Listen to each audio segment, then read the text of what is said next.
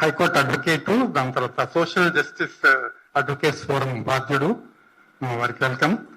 ఇప్పుడు మా team members కి ఒక సూచన ఏంటంటే స్ట్రైట్ క్వశ్చన్స్ అడగండి దయచేసి.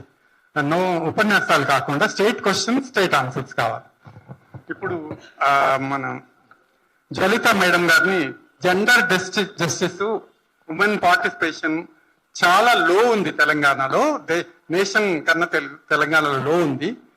కాబట్టి ఎట్లా దాన్ని ఇంప్రూవ్ చేయడానికి అవకాశం ఉందో సంబంధించిన క్వశ్చన్స్ అడుగుతారు.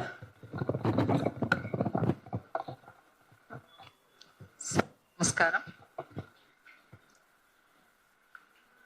అన్ని రకాల సాహిత్యాలు ఉన్నాయి, బీసీ సాహిత్యం లేదు. ఇంతకుముందు సార్ చెప్పినట్టుగా మేధావులైన వాళ్ళు వ్యాసాలు రాస్తున్నప్పుడు బీసీ మహిళల గురించి రాయండి అని అడగడం జరిగింది. అసలు వివరాలే లేవు ఇక్కడ. మీరంటే రాయాలి, మీరు నన్ను అడగడం కాదు, మీరు రాయాలి అన్నప్పుడు ఈ పత్రిక పెట్టడం జరిగింది. ఇది బహుజన మహిళలు అంటున్నాను, కానీ ఇది బీసీ మహిళల కోసం పెట్టబడినటువంటి పత్రిక. ఈ సందర్భంగా నేను దీన్ని మల్లన్న గారికి ఇస్తున్నాను.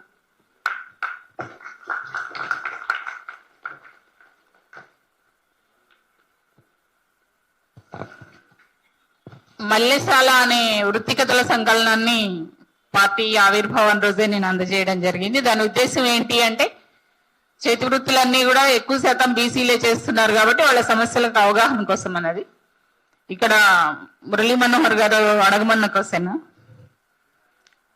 మనం గత శతాబ్దం తెలంగాణ ఆవిర్భావం తర్వాత గమనించినట్టయితే గుళ్ళ నిర్మాణం ఎక్కువైంది, బళ్ళు మూయబడినాయి. ఈ సందర్భంలో బడులకు దూరం చేసిన మనువాద భావజాలం ముందుకొస్తున్న సందర్భంలో మహిళా సాధికారత అనేది బీసీ మహిళలకు ఎలా సాధ్యం చేస్తారు పార్టీ తరపు నుండి? అలాగే రాజ్యాధికారంలో మా వాటా కోసం బీసీ మహిళలు సన్నద్ధంగా లేరు అన్నది నా భావన. మీరు అంగీకరిస్తారా లేదా అన్నది మనం డాటా చూసుకోవాలి. వాళ్ళను సన్నద్ధం చేయడం కోసం, మా అధికారం మాకు ఇవ్వాలి అంటే, రాజ్యాధికారంలో వాటా కావాలి అంటే మమ్మల్ని ఒక పప్పెట్స్ లాగానో మరొకరి చేతిలో బొమ్మల్లాగా మేము అధికారం తీసుకొని మా భర్తలో మా సోదరులో ఎవరో నడిపించినట్టుగా కాకుండా మానసికంగా బానిసత్వం లేనటువంటి మహిళా సాధికారతను పార్టీ తరపు నుంచి ఎలా చేస్తారు? అలాగే దానికి అనుబంధం అనుకోండి, మహిళలపై జరుగుతున్న నేరాలను అరికట్టడం కోసం పార్టీ ఏ రకంగా చర్యలు తీసుకుంటుంది, నిర్ణయాలు తీసుకుంటుంది అన్నది. చెల్లి అడిగిన ప్రశ్నకి చిన్న తోడు, అదే మహిళ, అదేమిటంటే మహిళా రిజర్వేషన్ చట్టంలో బీసీ మహిళలకి రిజర్వేషన్ లేవు అనే ప్రశ్న వారు అడుగుతారని అనుకున్నాను. అడగలేదు కాబట్టి ఆవిడ తరఫున నేను అడుగుతున్నాను.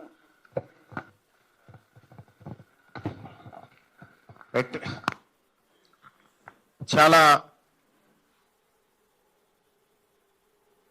ఆవేదనతో కూడిన ఇక్కడ జ్వాలిత గారు చెప్పినటువంటి మహిళా సాధికారత ఎలా ఉండబోతుంది, ప్రభుత్వంలో మహిళల వాటా ఎలా ఉండబోతుంది, మహిళలపై జరుగుతున్న నేరాలు అకృత్యాలను అడ్డుకట్ట వేయడానికి ఈ పార్టీ ఎలాంటి చర్యలు తీసుకోబోతుంది అనేటువంటిది మీరు మా ముందు పెట్టారు. ఇక్కడ క్లియర్ గా మన సమాజం పురుషాధిక్య సమాజం, మీ అందరికీ తెలిసినటువంటిదే. కానీ సమసమాజంగా మారాలి, అందరూ అవకాశాలు సమానంగా లింగ భేదాలు లేకుండా పంచబడాలనేది నేను అనుకుంటున్నటువంటి మాట. ఇవాళ గుడుల నిర్మాణం గురించి మీరు చెప్పారు, బడులు కూల్చబడుతున్నాయి అనేటువంటి మాట చెప్పారు. అవి రెండు కళ్ళ ముందు చూస్తున్నటువంటి అంశాలు. అందుకే అంబేద్కర్ గారు మహిళల చదువు పైన చాలా కీలకమైనటువంటి మాటలు మాట్లాడారు. ఆయన మహిళలు చదువుకుంటే ఏం జరుగుతుందో ఆయన ఆ రోజే ఊహించాడు. మరీ ముఖ్యంగా బీసీలలో ఉన్నటువంటి మహిళలు ఇటీవల కాలంలో అంతో ఎంతో చదువుకుంటున్నారు, కానీ ఒకప్పుడు అది లేదు. మనువాదులో ఇంకోరో మీరు చెప్తున్నటువంటి వాళ్ళు చెప్పిందే మీకు చదువు అయింది. అప్పట్లో అదే చదువు అనుకున్నారు మహిళలు.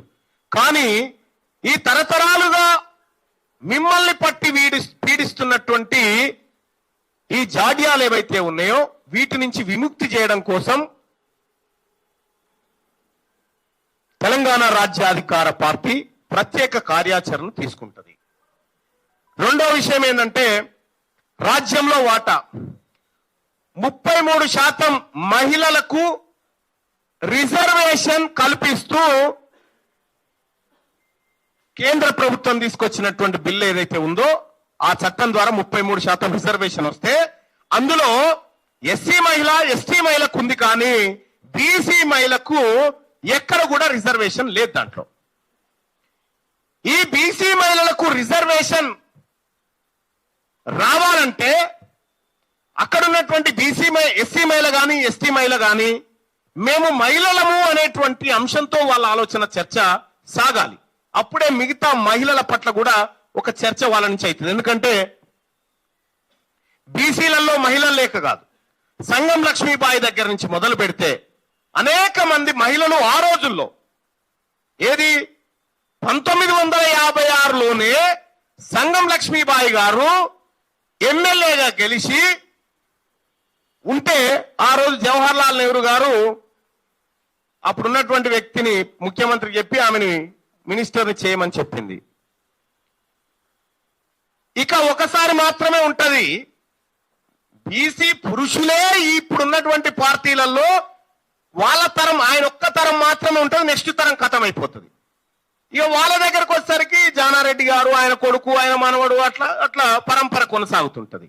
ఈ మహిళల్లో కూడా, బీసీ మహిళల్లో కూడా అనేక మంది మహిళలు రాజకీయాలకు సంబంధం లేకుండా బతుకుతా ఉన్నారు. మా దగ్గర ఉన్నటువంటి యాక్షన్ ప్లాన్ ఒకటి సార్. ఇప్పుడు ఒక అద్భుతమైన నెట్వర్క్ రెడీ అయ్యిందంటే అది మహిళల దగ్గర రెడీ అయింది. ఎట్లా? సంఘ బంధాల రూపంలో స్టేట్ నుంచి గ్రామీణ ప్రాంతం వరకు ఒక నెట్వర్క్ రెడీగా ఉంది. దాని గురించి ఆ నెట్వర్క్ను వాడి అనేకమైన కార్యక్రమాలు చేయాల్సినటువంటి అవసరం ఉంది. కాబట్టి మహిళలకు వాటా విషయంలో అది రాజకీయంగా కానీ, అది ఆర్థికంగా కానీ, అది పారిశ్రామికంగా కానీ, ఇంకే రకంగానైనా బీసీలతో సమానమైనటువంటి వాటాను, అంటే పురుషులతో సమానమైనటువంటి వాటాను మా ఆడబిడ్డలకు కల్పించడానికి మాకు ఎలాంటి అభ్యంతరం కానీ శశబిషలు కానీ లేవు. రేపొద్దున ఈ తెలంగాణ రాజ్యాధికార పార్టీకి ఒక మహిళ కూడా అధ్యక్షురాలు కావచ్చు.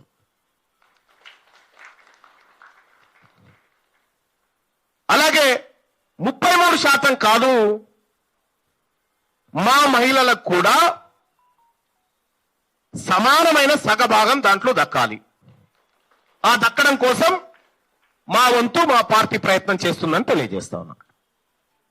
ఇక అలాగే మహిళలపై జరుగుతున్న నేరాల గురించి చెప్తా ఉన్నారు. సో నిజంగా మహిళలకు అవగాహన కనుక పెరగగలిగితే చాలా వాటి నుంచి వాళ్ళు తప్పించుకోవచ్చు. సో అటువంటి కార్యక్రమాలు మన దగ్గర ఉన్నాయి, ఖచ్చితంగా చేస్తాం. ఇప్పుడు నగేష్ గారు